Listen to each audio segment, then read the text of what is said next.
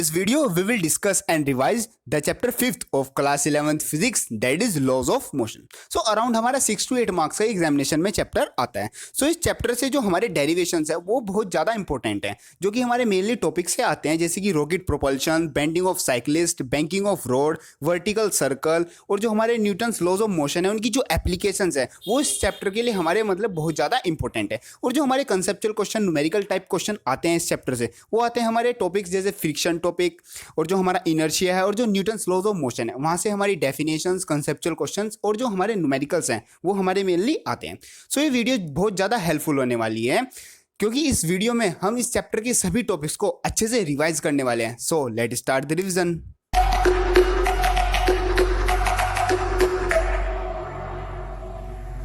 एक बात और, जैसे जैसे हम अपने इस चैप्टर को रिवाइज करते रहेंगे, जो भी हमारे टॉपिक्स के साथ जो भी हमारे इंपॉर्टेंट क्वेश्चन आएंगे एग्जामिनेशन के लिए, तो हम उसी टॉपिक्स के साथ उसी क्वेश्चन को डिस्कस कर लेंगे. तो सबसे पहला टॉपिक आता है हमारा फोर्स. इसका मतलब है, मतलब इसकी डेफिनेशन, एनी पुश और pull upon an object which can change the shape, size और accelerate the body is known as force. मतलब पुश, ऐसा पुश या फिर ऐसा पुल किसी बॉडी पर हम लगाएं जिसकी वजह से उसकी शेप या फिर उसकी साइज में कोई चेंज आ जाए, या फिर बॉडी की वेलोसिटी चेंज हो जाए, मतलब उसका एक्सीलरेशन में कुछ चेंज आ जाए, या फिर वो चल रही थी रुक जाए, मतलब कुछ भी ऐसे चेंज आ जाए, तो उस पुश और पुल को हम बोलते हैं फोर्स, जो कि मतलब हम डिनोट करते हैं एफ से. उसका मतलब होता है F is equal to M A. मतलब कि जो फोर्स है वो दो मेनली टू चीज का प्रोडक्ट है, जो कि है एक हमारा मास और एक है हमारा एक्सीलरेशन. जो हमारी फोर्स की यूनिट होती है वो होती है हमारी न्यूटन. तो फोर्स वाले टॉपिक से मेनली हमारा एग्जाम में एक क्वेश्चन आ जाता है, जैसे weight of a man in lift. मतलब जो लिफ्ट वाले क्वेश्चन, जैसे लिफ्ट हमारी अप मूव करेगी, डाउन मूव करेगी, स्टेज मतलब कहीं कांस्टेंट रहेगी, तो उसके हिसाब से मतलब जो वेट है मैन का, जो उसके अंदर है पर्सन कोई भी, उसके वेट में क्या चेंज. जैसे सबसे पहला मतलब हमारा एक टाइप आता है, lift is moving in upward direction. मतलब जो हमारी लिफ्ट है वो अप मूव कर रही है, तो बॉडी का वेट जो है वो इंक्रीज हो जाता है. सेकंड आता है, अगर जो हमारी लिफ्ट है वो डाउनवर्ड डायरेक्शन में मूव करेगी, तो जो बॉडी का वेट है वो थोड़ा डिक्रीज हो जाता है. और जो हमारा थर्ड पॉइंट आता है वो होता है, अगर एक्सीलरेशन हमारा जो जीरो हो जाए, मतलब कि जो हमारी लिफ्ट है वो जहाँ है वो इसी फ्लोर पर है, तो जो हमारा एक्चुअल वेट होता है वो जो एपरेंट वेट के इक्वल होता है, वो मतलब दोनों आपस में क्या हो जाते हैं, इक्वल हो जाते हैं. फोर्थ पॉइंट आता है हमारा, व्हेन वेलोसिटी इज कांस्टेंट. मतलब अगर हमारी जो लिफ्ट है वो अपर साइड मूव कर रही है, और जो वो मूव कर रही है वो एक कांस्टेंट वेलोसिटी से मूव कर रही है, तो भी जो उसमें हमारा जो रिजल्टेंट फोर्स होता है वो भी हमारा mg के इक्वल होता है, मतलब जो एक्चुअल वेट होता है उसके इक्वल. लास्ट आता है हमारा when the cable broken suddenly. मतलब कि जो हमारी लिफ्ट है वो नीचे आ रही थी, लेकिन जो उसकी केबल है जिससे वो हैंग थी वो मतलब सडनली ब्रेक हो जाती है. जो जो लिफ्ट हो जाती है उसमें वो केस बनता है फ्री फॉल का. मतलब जो बॉडी है हमारी, उसके अंदर कोई भी पर्सन है वो मतलब कैसा फील करेगा, जैसे वो फ्री फॉल हो रहा है अंडर द ग्रेविटी, क्योंकि जो इसमें हमारा लिफ्ट का जो एक्सीलरेशन है, मतलब जो जो जिस स्पीड से वो नीचे आ रही है वो हमारा मतलब एक्सीलरेशन ड्यू टू ग्रेविटी के इक्वल हो जाता है, तो उसकी वजह से जो हमारी रिजल्टेंट फोर्स होती है वो भी हमारी जीरो हो जाती है. तो ये थे कुछ हमारे क्वेश्चन जो फोर्स टॉपिक से मतलब लिफ्ट से रिलेटेड आते हैं. नेक्स्ट टॉपिक आता है हमारा इनर्शिया, जिसका मतलब है the property of the body by the virtue of which they can not change themselves. मतलब कि अगर हमारी बॉडी कोई रेस्ट में है या फिर हमारी कोई बॉडी मोशन में है, वो मतलब उसी चीज में चलती रहेगी. रेस्ट में तो रेस्ट में रहेगी, मोशन में तो मोशन में रहेगी. उस प्रॉपर्टी को हम बोलते हैं इनर्शिया. तो नेक्स्ट आते हैं हमारे टाइप्स ऑफ इनर्शिया. मतलब जैसे इनर्शिया तो बॉडी में कई टाइप्स के इनर्शिया होते हैं. सबसे पहला टाइप्स का होता है इनर्शिया ऑफ रेस्ट. इसका मतलब है tendency of body to remain in rest. मतलब अगर कोई बॉडी हमारी रेस्ट पर रखी हुई है, कहीं पर भी है, कोई भी बॉडी रेस्ट में है,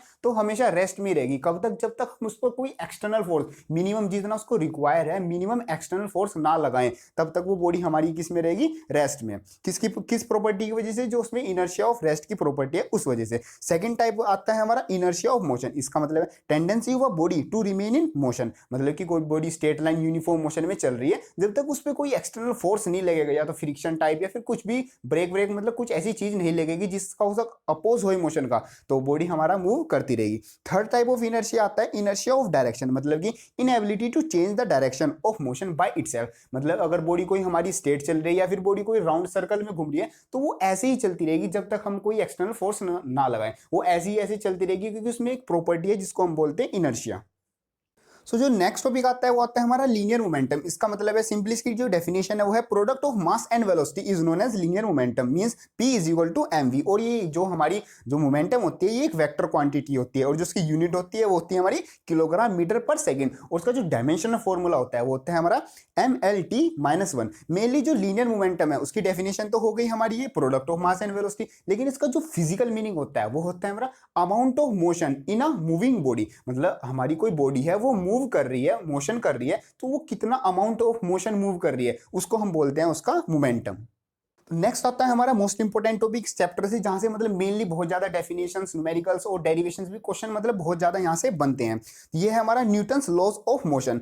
जैसे इसमें हम मेनली हमारे 3 लॉज होते हैं, जैसे हम फिजिक्स में पहले से ही पढ़ते आ रहे हैं 9 10 से अपना, हमारा first law, second law and third law. ऐसे ही हमारी जो 11th क्लास में ये भी हमारे सेम ऐसे ही 3 लॉज है, लेकिन साथ में भी इनकी एप्लीकेशंस और इनसे न्यूमेरिकल भी इस चैप्टर में करने वाले हैं। तो सबसे पहला लॉ आता है हमारा, a body continues to be in rest और इन मोशन अंटिल और unless any external force is applied. मतलब अगर हमारी बॉडी कोई रेस्ट में है या फिर हमारी कोई दूसरी बॉडी हमारी मोशन में, तो वो हमारी बॉडी जो रेस्ट में है वो रेस्ट में रहेगी, जो मोशन में है वो मोशन में रहेगी। कब तक? जब तक हम उस पर कोई external force, minimum external force नहीं लगाएंगे, अपनी जो उसकी जो रेस्ट में है या फिर मतलब उसकी जो पोजीशन है उसको चेंज करने के लिए कोई एक्सटर्नल फोर्स नहीं लगाएंगे, तो वो जैसी है वैसी ही रहेगी। ये है हमारा न्यूटन का फर्स्ट लॉ।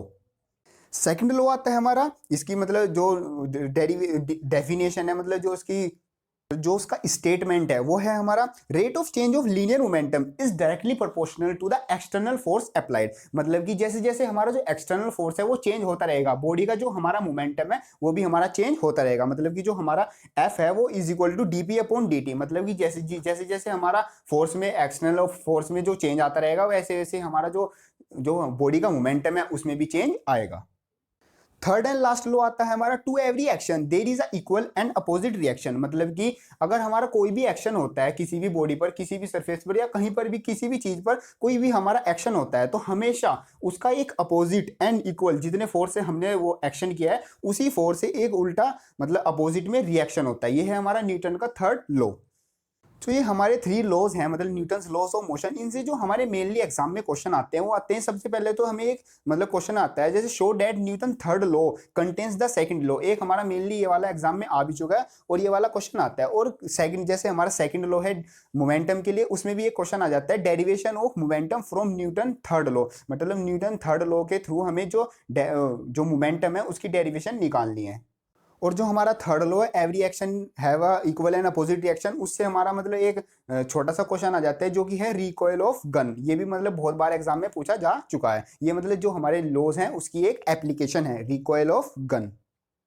नेक्स्ट आती है हमारी कुछ इंपॉर्टेंट डेफिनेशन, जो कि हमारे मतलब एग्जाम में 1 मार्क्स के लिए बहुत ज्यादा इंपॉर्टेंट है और यहाँ से मतलब एग्जाम में आ भी चुकी हैं। जैसे सबसे पहली आती है 1 न्यूटन। मतलब जैसे न्यूटन हमारी एक फोर्स की यूनिट होती है, तो 1 न्यूटन की डेफिनेशन क्या होती है? वो होती है, when a body of mass 1 kilogram produces an acceleration of 1 metre per second square in a body is known as then the force is known as 1 Newton. मतलब कि अगर हमारी कोई बॉडी है 1 kg की, अगर वो उस पर जो हम फोर्स लगा रहे हैं उस फोर्स की वजह से जो हमारी बॉडी है उसमें 1 मीटर पर सेकंड स्क्वायर का एक्सीलरेशन हो जाए, तो उस फोर्स को हम बोलते हैं 1 न्यूटन।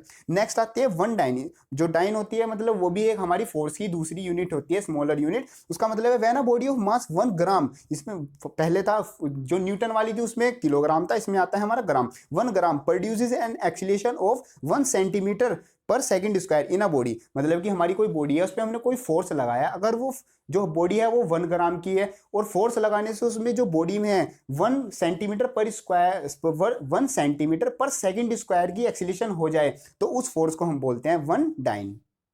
नेक्स्ट आती है हमारी डेफिनेशन 1 किलोग्राम वेट। मतलब कि जो वेट होता है 1 किलोग्राम, उसका क्या मतलब होता है? ये होता है 1 kilogram weight is a force. मतलब कि जो 1 किलोग्राम वेट है वो एक फोर्स है which produces an acceleration of 9.8 metre per second square in a body of mass 1 kg। मतलब कि कोई बॉडी है 1 kg उसका मास है, उसमें वो एक्सीलरेशन कितना प्रोड्यूस कर रही है? 9.8 मीटर पर सेकंड स्क्वायर, उतना एक्सीलरेशन वो प्रोड्यूस करिए। अगर वो इतना एक्सीलरेशन प्रोड्यूस करे 1 किलोग्राम की बॉडी में, तो उस फोर्स को हम बोलते हैं 1 किलोग्राम वेट। नेक्स्ट आती है 1 ग्राम वेट। मतलब जैसे 1 किलोग्राम है ऐसी हमारी 1 ग्राम है, बस उसमें हम यूज करते हैं मतलब स्मॉलर यूनिट। जैसे कि 1 gram weight is a force which produces an acceleration of 9.980 centimetre per second square in a body of mass 1 gram. मतलब कि जहां पर हमारा मीटर था वहां पर हमने यूज किया है सेंटीमीटर, सेकंड को तो हमने सेकंड ही रहने दिया, और जहां पर हमारा किलोग्राम था वहां पर हमने यूज किया है ग्राम। यहां से मतलब एक हमारा एग्जाम में एक डायरेक्ट क्वेश्चन आता है, what is the definition of 1 Newton and what do you mean by 1 kilogram. तो ये हमारी डेफिनेशन वहां पर इंपॉर्टेंट मतलब वहां पर वर्क करती है। नेक्स्ट आती है हमारी डेफिनेशन जो है इनर्शियल मास। इसका मतलब है mass of the body as the force required to produce unit acceleration, मतलब कि बॉडी का वो मास उतना फोर्स लगाना पड़े जिससे हमारा जो बॉडी में है वो यूनिट एक्सीलरेशन प्रोड्यूस हो जाए। So next and important topic आता है हमारा इम्पल्स। इसका मतलब है सेम जैसे हमारा फोर्स है, ये भी एक तरीके का हमारा फोर्स होता है, लेकिन सिर्फ डिफरेंस क्या होता है, वो होता है फोर्स हमने मतलब कोई भी पुश और पुल किया, इसमें भी जो हमारा इम्पल्स है इसका मतलब है when a force act on a body for a short time, मतलब कोई हमारा जो फोर्स है वो बहुत ही शॉर्ट पीरियड टाइम के लिए अगर हम यूज करें उस फोर्स को तो उसको हम बोल देते हैं इम्पल्स। मेनली हम इसको डिनोट करते हैं जे से। इसका मतलब इसका फॉर्मूला जो होता है न्यूमेरिकल के लिए जो यूज करते हैं वो होता है J is equal to F into T. Means J है हमारा इम्पल्स, एफ हमारा force and T is time. और जो अगर ये हमें मतलब न्यूमेरिकल में यूज करना है, अगर हमें मोमेंटम गिवन है, मतलब इनिशियल मोमेंटम और फाइनल मोमेंटम, हमें इम्पल्स निकालना है तो उसके लिए हम फॉर्मूला यूज करते हैं J is equal to P two minus P one. और अगर हमें एवरेज फोर्स निकालनी है तो हम यूज करते हैं average force is equal to impulse upon delta T, मतलब average force is equal to जो इम्पल्स है हमारा और अपॉन जो हमारा चेंज इन टाइम है। और अगर हम इसको वेक्टर की फॉर्म में यूज करते हैं तो हम इसका जो फॉर्मूला यूज करते हैं वो करते हैं J is equal to M bracket V minus U, और इसमें जो हमारा यू है उसको हम हमेशा नेगेटिव लेके चलते हैं। ये हम यूज करते हैं जब हम इसके वेक्टर वाली फॉर्म में यूज करते हैं। ये मेनली जितने भी हमारे फॉर्मूले हैं ये हमारे न्यूमेरिकल के लिए बहुत ज्यादा इंपॉर्टेंट है। नेक्स्ट है हमारा फोर वेरिएबल फोर्स, मतलब कि ये तो जो था हमारा कॉन्स्टेंट फोर्स के लिए। अगर हमारा जो फोर्स है वो वेरिएबल हो तो उसको हम यूज करते हैं, जैसे अगर हम ग्राफ से निकालें तो हम निकालेंगे area under the F T curve, मतलब जो हमारा फोर्स एंड टाइम वाला ग्राफ होता है उसमें जो हमारा एरिया आता है एफ टी कर्व के नीचे वो देता है हमको इम्पल्स। और उसको जो हम लिखते हैं वो लिखते हैं हम J is equal to integration T one to T two F D T is equal to जो हमारा एरिया निकल के आता है वो हमें प्रोवाइड करता है इम्पल्स। नेक्स्ट आती हैं कुछ हमारी एप्लीकेशंस ऑफ इम्पल्स, जो कि हैं सबसे पहले a cricketer player lowers his hands while catching a ball, मतलब जैसे हम कोई भी क्रिकेटर या फिर हम भी क्रिकेट खेलते हैं कभी अपनी कॉलोनी में जैसे भी, तो हम जैसे मतलब कैच करते हैं, जैसे बॉल को करते हैं तो मतलब अपने हैंड को मतलब वहीं पर ही एकदम स्टे नहीं कर लेते, हल्का सा नीचे मतलब हल्का सा नीचे करते हैं। किस लिए? ताकि जो हमारा मतलब जो फोर्स है उसको टाइम लगे हल्का सा आने में, बॉल जो है वो नीचे आए, तो उसकी वजह से जो हमारे हाथों में मतलब ज्यादा दर्द ना हो। सेकंड आता है an athlete is advise to come to stop slowly, मतलब जैसे कोई एथलीट है वो बहुत फास्टली दौड़ता है, मतलब 100 मीटर की स्प्रिंट करता है, तो मतलब उसको एडवाइस किया जाता है कि वो एकदम ना रुके, मतलब हल्का सा थोड़ी थोड़ी थोड़ी थोड़ी हल्की स्पीड करके जब जाके रुके, मतलब एकदम ना करे काम। नेक्स्ट आता है हमारा glasses are wrapped in paper, मतलब कि जो हमारे ग्लास के जो भी मटेरियल होता है, मतलब मेनली ग्लास के मटेरियल, उसको हम रैप कर लेते हैं, मतलब किसी भी पॉलिथीन में या फिर मतलब कुछ ऐसी चीज में जो कि जिसपे अगर कोई एक्सटर्नल फोर्स लगे तो उसमें जो ग्लास तक जाने में उसको मतलब टाइम लगे वो थोड़ा बढ़ जाए, मतलब उस पर एकदम ना फोर्स लगे वरना वो टूट जाएगा जल्दी। नेक्स्ट एग्जाम्पल आता है, एप्लीकेशन आती है इम्पल्स की, वो है the vehicles are provided shockers, मतलब जितने भी हमारे व्हीकल्स हैं, बाइक कार बसेस जितने भी हैं, मतलब उसमें हमें शोकर्स प्रोवाइड होते हैं। वो इसलिए मतलब कोई भी हमारा ब्रेकर्स आता है या फिर कोई भी हमारा रोड पे गड्ढा वड्ढा कुछ ऐसी चीज आती है जिससे मतलब कंफर्टेबल हो जाते हैं मतलब गाड़ी थोड़ा, तो मतलब जो हम गाड़ी के अंदर बैठे हमें मतलब ज्यादा फील ना हो, मतलब जैसे हमारे टायर पे सबसे पहले टायर पे जोर जाएगा तो वो जितना भी जो मतलब फोर्स लगेगा वो एक तरीके से जो शोकर है वो हमारे पास आने तक उसका टाइम बढ़ा देंगे बहुत ज्यादा, तो वो आता आता हमारे पास जो फोर्स है वो कम हो जाएगा। जैसे कोई ब्रेकर बड़ा ब्रेकर है या फिर मतलब किसी भी टाइप का कोई प्रॉब्लम आती है तो हमारे पास आने तक वो बहुत मतलब उसका अमाउंट जो हो जाएगा वो बहुत कम हो जाएगा। ये थी हमारी जो है एप्लीकेशन ऑफ इम्पल्स, मतलब हम इम्पल्स को अपनी लाइफ को मतलब अच्छा बनाने के लिए, कंफर्टेबल बनाने के लिए कैसे यूज कर सकते हैं। तो नेक्स्ट जो टॉपिक आता है वो मतलब एक हमारी थ्योरम आती है, इसको मेनली हम न्यूमेरिकल की तरह न्यूमेरिकल में यूज करते हैं, जो कि हमारी लेमिज थ्योरम। इसका मतलब है according to this theorem when three concurrent forces F1 F2 and F3 acting on a body are in equilibrium then we use this formula, मतलब हमारी कोई बॉडी है अगर उस पर इक्विलिब्रियम में हमारी तीन फोर्सेस एक्ट करे एक ही साथ तो हम इस फॉर्मूले की हेल्प से मतलब कुछ भी फोर्स की या फिर जो कांस्टेंट वैल्यू या फिर जो थीटा है मतलब एंगल्स हैं उनकी वैल्यू हम निकाल सकते हैं, जो कि हमारा फॉर्मूला है F1 upon sine alpha is equal to F2 upon sine beta is equal to F3 upon sine gamma is equal to constant. और जो हमारे अल्फा बीटा गामा है ये हमारे सब एंगल्स हैं बिटवीन, जो अल्फा है वो हमारा F2 और F3 के बीच का एंगल, जो बीटा है वो F3 एंड F1 के बीच का एंगल, और जो गामा है हमारा angle between F1 and F2। जैसे हमारा फिगर में शो हो रखा है इस टाइप के हमारे से क्वेश्चन आते हैं। तो नेक्स्ट आते हैं हमारे कुछ इंपॉर्टेंट डेरिवेशंस इस चैप्टर से और उनके मतलब डायरेक्ट फॉर्मूलेज, जैसे कि जो फॉर्मूलेज हम डायरेक्ट न्यूमेरिकल के लिए यूज करते हैं। सबसे पहले आता है हमारा कनेक्टेड मोशन, मतलब कि जो हमारा एक पुली होती है उस पर हमने दोनों साइड मतलब फोर्स मतलब कुछ बड़ी या फिर ऑब्जेक्ट मतलब हैंग किया होता है, तो उससे हमारा कनेक्टेड मोशन से जो हमारा एक्सीलेशन आता है उसमें जो हमारा ऑब्जेक्ट है वो मतलब उसका डायरेक्ट फॉर्मूला है acceleration is equal to g into capital M minus small m upon capital M plus small m. और जो उसका टाइम के लिए फॉर्मूला होता है वो होता है T is equal to mass of first body into mass of second body into acceleration due to gravity means G upon small M plus capital M, मतलब mass of first body plus mass of second body. ये formulas है mainly हमारे connected motion के लिए, मतलब कि अगर जो हमारे दो बॉडीज का जो मोशन है वो आपस में अगर कनेक्ट हो तो उसके लिए हमारा जो एक्सीलरेशन आता है वो आता है ये, और जो टाइम पीरियड होता है वो बनता है हमारा ये T is equal to double capital M into small m g upon small M plus capital M. Next आता है हमारा रॉकेट प्रोपल्शन। ये भी हमारा बहुत इंपॉर्टेंट डेरिवेशन है, काफी बड़ा भी डेरिवेशन है। तो उसमें जो हमारी इंपॉर्टेंट थिंग्स आती हैं, जो मेन इंपॉर्टेंट फॉर्मूलेज आते हैं वो जो कि है हमारे v इज इक्वल टू मतलब velocity of rocket is equal to u log base e M naught upon m, मतलब कि v है हमारी इसमें जो फाइनल वेलोसिटी है, u मतलब इनिशियल वेलोसिटी, और जो m नोट है मतलब जो हमारा इनिशियल मास था रॉकेट का, मतलब जो उसमें हमने फ्यूल मतलब डाला हुआ था, और जो m है वो है हमारा मतलब जो अब हमारा जो मास है रॉकेट का। नेक्स्ट है हमारा थ्रस्ट के लिए फॉर्मूला, मतलब जो थ्रस्ट ऑन द रॉकेट, जो रॉकेट पर थ्रस्ट लग रहा है उसका फॉर्मूला है thrust is equal to means F is equal to minus u d m upon d t, means change in mass upon change in time into जो हमारी initial velocity है उससे मल्टीप्लाई। और जो यहाँ पर जो थ्रस्ट है इसका मीनिंग होता है force experience by the rocket in the upward direction is known as thrust, मतलब कि जो हमारा रॉकेट है वो अपवर्ड डायरेक्शन में जहाँ पर एटमोस्फेयर से मतलब जो एटमोस्फेयर में पहुंच जाएगा तो उसमें जो थ्रस्ट जो फोर्स एक्सपीरियंस करता है उसको हम बोलते हैं उसका थ्रस्ट।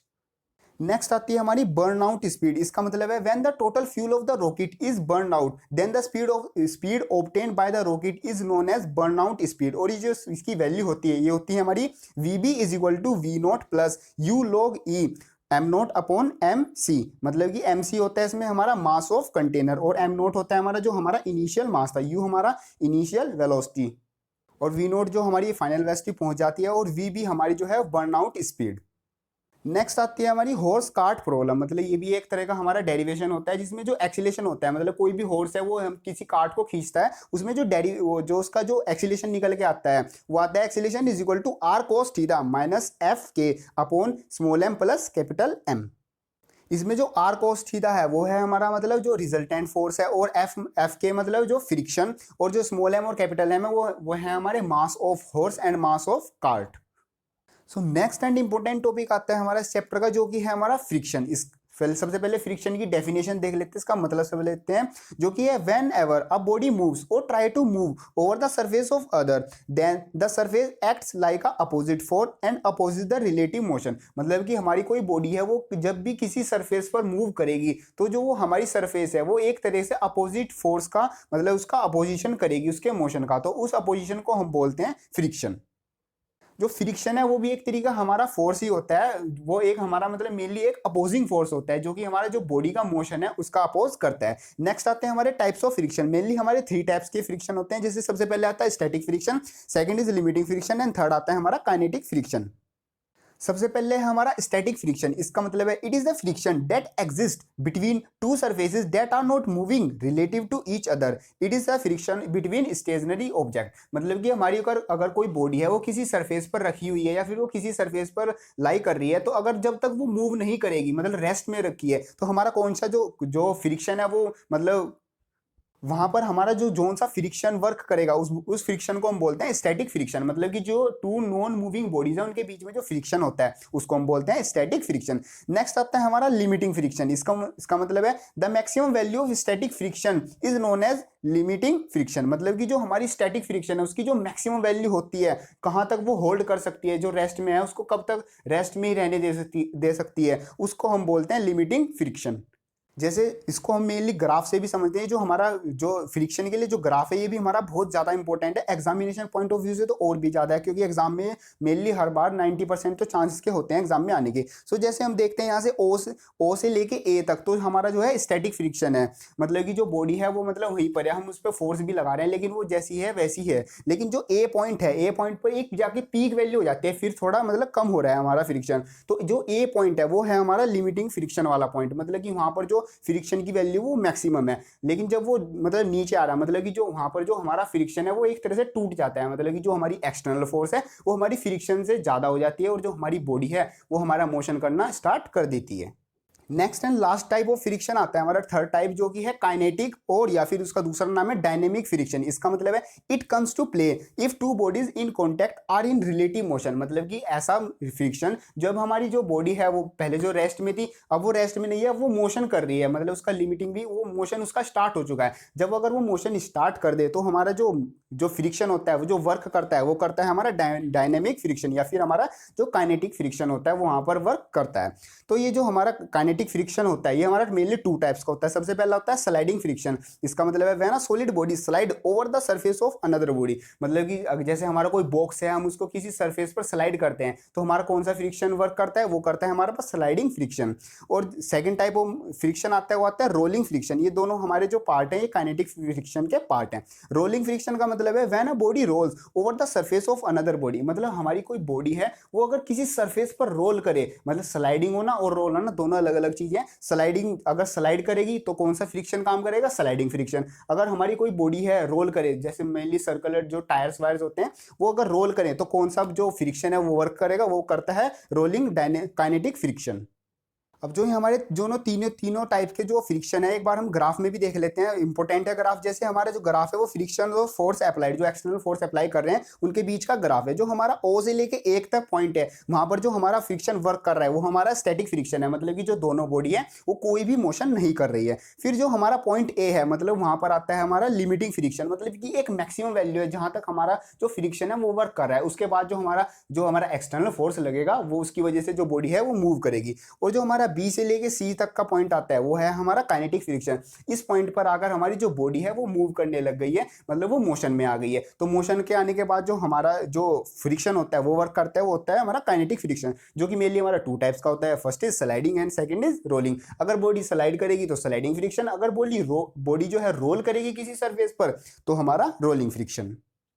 नेक्स्ट आते हैं हमारे लॉज ऑफ लिमिटिंग फ्रिक्शन। ये जो तीन लॉज हैं, मेरे तीन पॉइंट्स, ये हमारे बहुत ज़्यादा इंपॉर्टेंट है। इससे हमारे न्यूमेरिकल भी बहुत मतलब आसानी से सोल्व हो जाएंगे। मेनली मतलब जो एक ये एक कंसेप्चुअल पॉइंट है, इनको पॉइंट्स की हेल्प से हम किसी भी मतलब किसी टाइप का फ्रिक्शन का क्वेश्चन आसानी से सोल्व कर सकते हैं। जैसे सबसे पहला तो सिंपल आता है, the direction of the force of limiting friction is always opposite to the motion. मतलब सिंपली वही जैसे फ्रिक्शन की जो अपोजिट डायरेक्शन होती है मोशन की, ऐसी ही हमारी जो लिमिटिंग फ्रिक्शन है उसकी भी जो हमारी डायरेक्शन है वो अपोजिट होती है। नेक्स्ट आता है second point, the limiting friction acts tangentially to the two surfaces. मतलब कि जो हमारा लिमिटिंग फ्रिक्शन होता है वो जो टू सर्फेसेस है उसके टेंजेंशियली एक्ट करता है। और जो लास्ट वाला पॉइंट आता है थर्ड पॉइंट, ये हमारा बहुत ज्यादा इंपॉर्टेंट, ये हमारा जो सबसे ज्यादा हेल्प करेगा न्यूमेरिकल में। मतलब न्यूमेरिकल भी हम बिना सोल्व करे मतलब कंसेप्चुअली इसकी हेल्प से निकाल सकते हैं, जो कि है magnitude of limiting friction is directly proportional to the normal reaction. मतलब कि अगर हमारा कोई बॉडी है, मतलब वो रखी हुई है किसी सरफेस पर, उस पर जो मतलब लिमिटिंग फ्रिक्शन है वो हमारा 5 न्यूटन तक है, मतलब 5 न्यूटन तक वो रोक सकता है। लेकिन अगर हम फोर्स लगा रहे हैं 2 न्यूटन तो मूव तो करेगी नहीं, लेकिन जो हमारा फ्रिक्शन लगेगा उसकी लिमिट तो है 5 न्यूटन, तो उस टाइम पर वो 5 न्यूटन नहीं लगाएगा। जैसे हमने 2 न्यूटन लगाया हुआ है तो वो भी 2 न्यूटन लगाएगा, हमने 3 न्यूटन लगा दिया एक्सटर्नल फोर्स तो वो भी 3 न्यूटन लगाएगा। मीन्स जो मैग्नीट्यूड है जो हमारा लिमिटिंग फ्रिक्शन का वो डायरेक्टली प्रोपोर्शनल होगा नॉर्मल रिएक्शन के लिए। जैसे हमने 5 लगाया वो भी 5 लगाएगा, जैसे हमने 5.1 या फिर 6 कर देते हैं या फिर 5.5 कर देते हैं, मतलब उसकी जो लिमिटिंग वैल्यू है उससे अपर चले जाते हैं, तो जो हमारा जो फ्रिक्शन है वो लिमिटिंग वैल्यू है वो टूट जाएगी। मतलब एक तरह से जो हमारा फ्रिक्शन है वो पीक वैल्यू पे जाके खत्म हो जाएगा और कम हमारा कौन सा जो लिमिटिंग फ्रिक्शन है वो नहीं रहेगा। कौन सा आ जाएगा हमारा डायनेमिक फ्रिक्शन, मतलब काइनेटिक वाला, क्योंकि हमारी जो बॉडी है अब वो मोशन में चल रही है। नेक्स्ट आते हैं हमारी फ्रिक्शंस इज नेसेसरी एबल। मतलब कि जो फ्रिक्शंस के कुछ एडवांटेजेस होते हैं हमारी लाइफ में और फ्रिक्शन के कुछ डिसएडवांटेजेस होते हैं। मतलब कोई भी चीज़ होती है उसके कुछ फायदे होते हैं कुछ नुकसान होते हैं, तो ऐसे ही हमारा फ्रिक्शन है। जैसे फ्रिक्शन की जो एडवांटेजेस होती हैं वो होती हैं brakes of the vehicles will not work without friction, मतलब कि अगर फ्रिक्शन जैसी कोई चीज ही ना हो तो हमारे जो व्हीकल्स में जो ब्रेक होते हैं वो वर्क ही करना, मतलब वर्क ही नहीं करेंगे। Cleaning with sand paper will not possible, मतलब अब जो हमारा सैंड पेपर होता है उसकी हेल्प से हम किसी चीज को क्लीन कर देते हैं रब करके, तो वो भी हमारा पॉसिबल नहीं होगा अगर हमारी फ्रिक्शन जैसी कोई क्वांटिटी या कोई ऐसी मतलब चीज ना हो। नेक्स्ट थर्ड आता है we are walking due to have some friction, मतलब अगर हम कोई भी ग्राउंड पर सीधे खड़े हैं या फिर हम चलते हैं तो हम मतलब फ्रिक्शन की हेल्प से ही चल पाते हैं, वरना अगर फ्रिक्शन नहीं होता तो हम ऐसे ही मतलब स्लाइड करते कर रहे होते, कहीं पर भी रुकते ना, मतलब गिर जाते। तो ये जो हम चल पाते हैं ये भी हम फ्रिक्शन की हेल्प से ही चल पाते हैं। ये थी हमारी कुछ इसकी एडवांटेज। अब आती है हमारी इसकी कुछ डिसएडवांटेजेस, जो कि सबसे पहले extra energy has to be spent in overcoming friction, मतलब जैसे हम चल रहे हैं तो हम चलते चलते मतलब पैर को हल्का सा खींचता है पैर, तो हमें कुछ मतलब एक्स्ट्रा एनर्जी लगानी पड़ती है to overcome the friction, friction को खत्म करने के लिए मतलब अपनी पावर को थोड़ा वेस्ट करना पड़ता है। सेकंड आता है friction cause wear and tear, मतलब जैसे हमारी कोई मशीन्स हैं वो वर्क करती हैं तो फ्रिक्शन की वजह से उसमें वियर टियर हो जाता है, मतलब टूट फूट होती रहती है।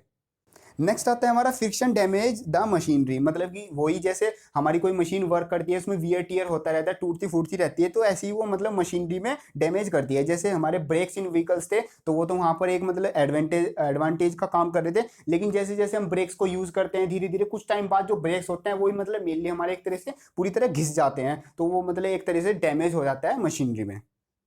अब जैसे फ्रिक्शन है, फ्रिक्शन हमारे लिए एक एडवांटेज का भी काम करता है और डिसएडवांटेज का भी काम करता है। कई जगह पर तो हमें फ्रिक्शन मतलब थोड़ी अच्छे मतलब ज़्यादा चाहिए होता है, और कई जगह पर हमें फ्रिक्शन जो है मतलब हम सोचते हैं ना ही होता तो ज़्यादा अच्छा है। तो कुछ मेथड्स आते हैं टू रिड्यूस फ्रिक्शन, मतलब जहाँ पर हमें फ्रिक्शन कम से कम चाहिए तो वहाँ पर हम ये मेथड यूज़ करते हैं। सबसे पहले जब बाय पॉलिशिंग, मतलब वहाँ पर मतलब लुब्रिकेंट लगा के हम उसको पॉलिश कर लेते हैं। सेकंड बाय लुब्रिकेंट, वही मतलब पॉलिश करना या फिर मतलब उस पर लुब्रिकेंट लगाना। By using ball bearings, ball bearings का मतलब जो हमारी सर्कल साइज मतलब जो बॉल स्फेयर टाइप बॉल्स होती हैं उनको हम यूज करके, क्योंकि जो रोलिंग फ्रिक्शन होता है उसकी सबसे कम वैल्यू होती है, तो इसलिए हम इसको बॉल बेरिंग्स को यूज करके जो हमारा फ्रिक्शन है उसको कम कर सकते हैं।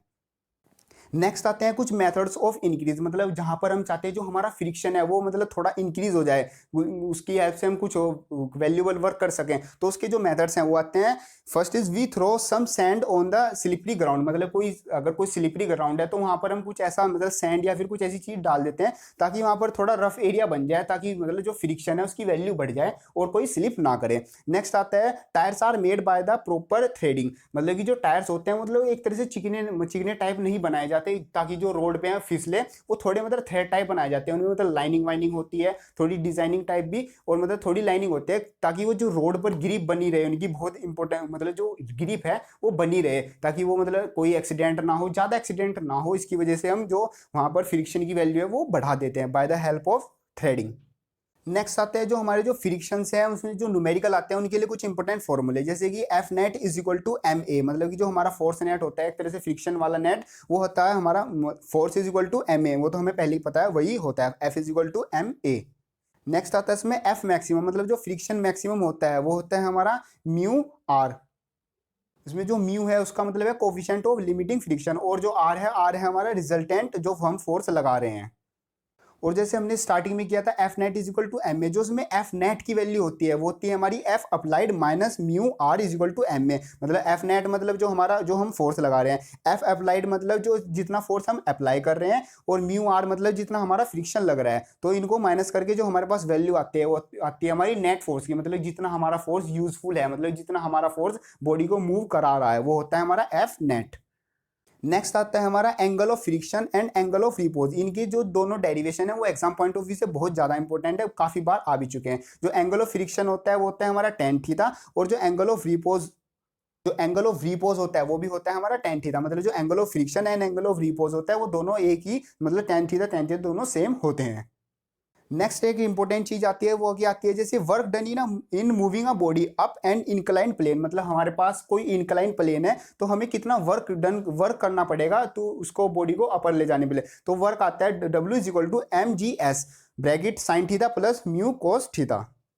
इसमें वही हमारा जैसे वर्क, तो W का मतलब वर्क, M का मतलब मास, और G का मतलब हमारा जो एक्सीलरेशन ड्यू टू ग्रेविटी है, और S का मतलब जो हमारी कितनी डिस्प्लेसमेंट हुई है, और साइन थीटा कोस थीटा हमारे दो एंगल्स हैं, और म्यू का मतलब है वही हमारा coefficient of limiting friction. Next आता है इन डाउनवर्ड डायरेक्शन, मतलब कि अगर कोई हमारा इनक्लाइन प्लेन है उस पर हमें कोई बॉडी जो है स्लाइड करा के या फिर कैसे हमें नीचे लानी है, तो उसके लिए हमें कितना वर्क करना पड़ेगा, उसमें करना पड़ेगा W is equal to same जैसे हमें अपर में करना पड़ा वही हमें डाउन में करना पड़ेगा, लेकिन जो हमारा ब्रैकेट के अंदर का पोर्शन है वो हमारा चेंज हो जाता है। जैसे W is equal to MGS bracket U के मतलब म्यू के cos theta minus sine theta.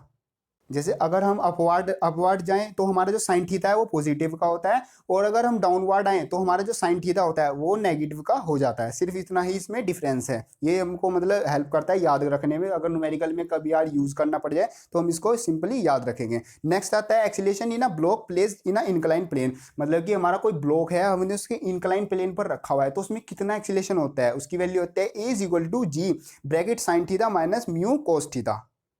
इस फॉर्मूले से मिलती है हमें जो हमारा ब्लॉक है वो इंक्लाइन प्लेन पे है उसमें कितना एक्सीलरेशन होता है।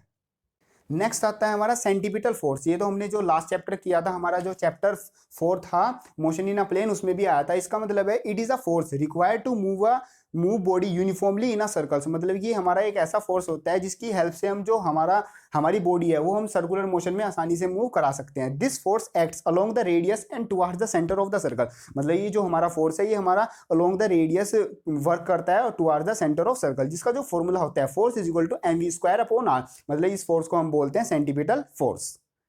नेक्स्ट आती है हमारी बेंडिंग ऑफ साइकिलिस्ट, मतलब कि ये जो इसका जो डेरिवेशन है वो भी एग्जाम पॉइंट ऑफ व्यू से बहुत ज्यादा इंपॉर्टेंट है। बेंडिंग ऑफ साइकिलिस्ट मतलब कि जैसे कोई भी रोड पर जाते हैं कोई कर्व आता है तो जो साइकिल साइकिल मतलब जो साइकिलिस्ट है वो कितना बेंड करे और उसकी कितनी स्पीड होनी चाहिए ताकि वो मतलब उसका जो मूव वो राउंड ले वो सेफ हो, तो उसमें होता है tan theta is equal to v square upon r g। So उसमें जो tan थीटा है मतलब जो थीटा एंगल है वो है हमारा एंगल विद वर्टिकल, मतलब वर्टिकल से हमारा जो कितना एंगल बन रहा है वो है हमारा थीटा। v जो हमारा इसमें जो r है वो है हमारा नॉर्मल रिएक्शन, और g हमारा एक्सीलरेशन ड्यू टू ग्रेविटी, और v आती है हमारी उसकी बॉडी की speed.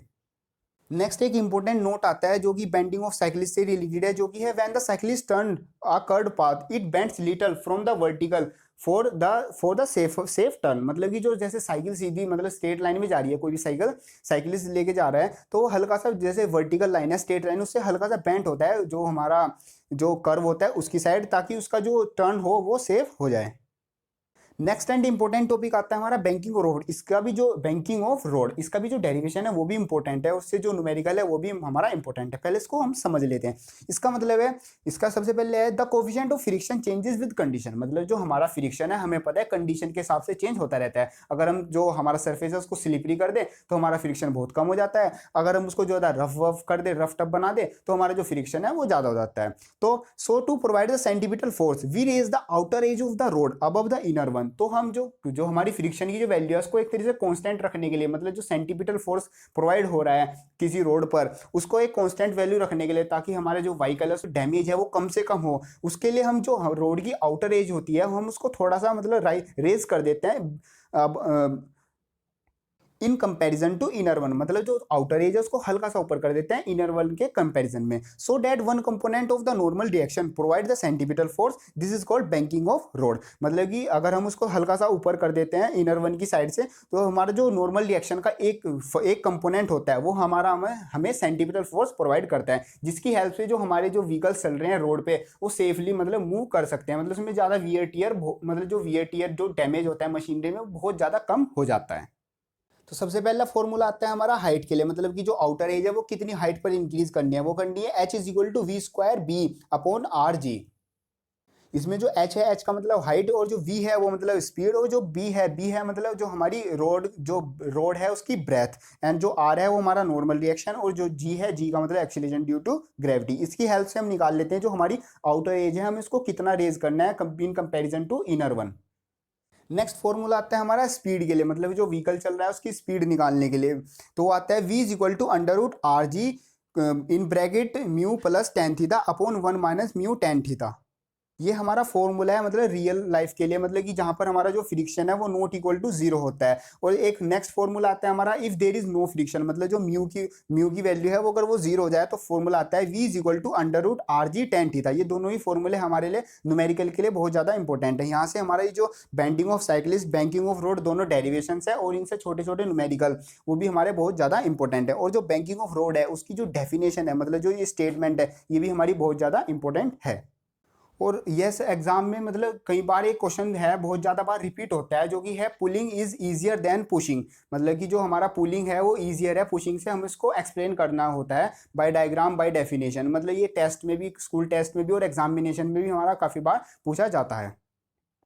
Next and last topic आता है हमारा वर्टिकल सर्कल। ये भी हमारा एक बहुत बड़ा डेरिवेशन होता है, जो कि मेनली हमारा पूरा डेरिवेशन तो एग्जाम में कभी नहीं आया है और नहीं शायद आए भी, मतलब एग्जाम में हमारा छोटे छोटे मतलब पार्ट्स में आता है। मेनली इसमें हमारा एक डेरिवेशन है जिसमें हमारा जो एक मतलब हमारे मतलब हमने जो हमारा एक रोड है या फिर मतलब कुछ भी हमारा एक थ्रेड है, उसमें हमने लास्ट में कुछ बॉडी का पार्ट लगाया हुआ है। अगर हम मतलब उसको मतलब ऐसे मूव करें, मतलब सर्कल बनाना है हमें मतलब एयर में, मेनली एक वर्टिकल सर्कल बनाना है, तो उसके लिए हमारे कुछ डेरिवेशन है जिसकी मदद से हम निकाल लेते हैं कि उसकी स्पीड, मिनिमम स्पीड या मैक्सिमम स्पीड कितनी हो सकती है, मिनिमम स्पीड कितनी होनी चाहिए कि वो मतलब घूमता रहे ऐसे, मतलब हमारे हेड पर या फिर कहीं और पर जाके ना लगे, और वो कितनी टाइम तक मतलब एक सर्कल कंप्लीट कर लेता है। ये मतलब पूरा एक डेरिवेशन है। ये हमारे जितने भी इसके फॉर्मूलेज हैं, मतलब जो आपको PDF प्रोवाइड होगी, मतलब डिस्क्रिप्शन में जो लिंक मिलेगा उसमें सारे फॉर्मूले हैं। सिंपली आप इनको एक बार पढ़ सकते हो, एक बार रिवाइज कर सकते हो। इनमें कुछ ज़्यादा इतना ज़्यादा नहीं है। वर्टिकल सर्कल है, बस ध्यान इतना रखना है ये कभी भी मतलब मैक्सिमम टाइम तो पूरा आया हुआ नहीं है।